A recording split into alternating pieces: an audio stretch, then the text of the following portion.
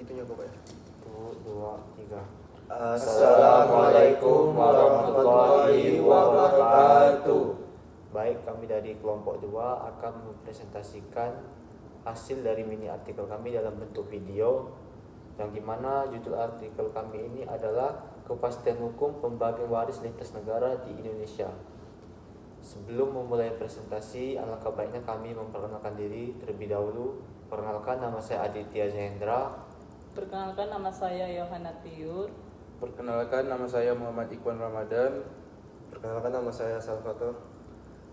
Baik, masuk ke materi pertama, yang dimana kepastian hukum pembagian waris lintas negara di Indonesia, yaitu pembagian waris lintas negara merupakan isu yang semakin menonjol dalam praktik hukum, yang dimana seiring meningkatnya globalisasi seperti perkawinan campuran, migrasi pekerja, WNI yang tinggal di luar negeri, dan serta WNA yang memiliki harta di Indonesia menjadi faktor utama munculnya sebuah konflik kewenangan dan konflik hukum dalam pewarisan lintas batas.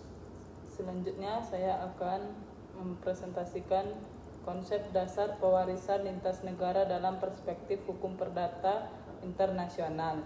Konsep dasar pewarisan lintas negara dalam perspektif hukum perdata internasional, pembahasan mengenai pewarisan lintas negara tidak dapat dilepaskan dari peranan hukum perdata internasional sebagai cabang hukum yang mengatur hubungan perdata yang mengandung unsur asing. Selanjutnya, desain realitas praktik pewarisan lintas negara di Indonesia. Dalam praktik perkara pewarisan lintas negara di Indonesia menunjukkan tingkat kompleksitas yang semakin tinggi seiring dengan meningkatnya mobilitas penduduk dan intensitas hubungan antar negara, globalisasi, migrasi tenaga kerja, serta meningkatnya jumlah perkawinan campuran antara WNI dan WNA telah memperluas potensi terjadinya sengketa waris lintas yurisdiksi. Oke, selanjutnya itu ada Dasolen, arah pengaturan ideal perwarisan lintas negara di Indonesia. Untuk mengatasi berbagai persoalan tersebut, hukum Indonesia perlu mengembangkan pendekatan yang lebih fleksibel dan kontekstual. Penerapan kombinasi antara asas lex patriae dan lex domisili dapat menjadi alternatif yang lebih adil dan realistis. Asas lex patriae tetap relevan untuk mengatur aspek status personal, seperti hubungan keluarga dan kedudukan ahli waris. Sedangkan lex domisili dapat digunakan untuk mengatur aspek ekonomi dan sosial yang lebih mencerminkan kondisi aktual pewaris. Dan asas lex recitae harus tetap diberlakukan secara tegas terhadap harta tidak bergerak, khususnya tanah yang berada di wilayah Indonesia sebagai bentuk penghormatan terhadap kedaulatan negara. Baik, di sini ada kesimpulan.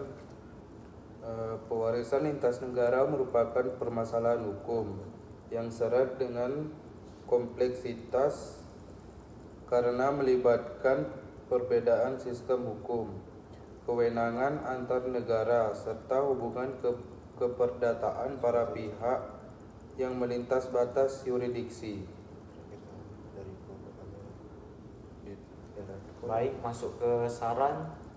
Jadi saran dari hasil dari mini artikel kami yaitu berdasarkan kondisi tersebut diperlukan langkah reformasi hukum yang terarah, yang dimana melalui pembentukan regulasi khusus tentang pewarisan lintas negara yang mampu menjawab tantangan globalisasi dan mobilitas penduduk.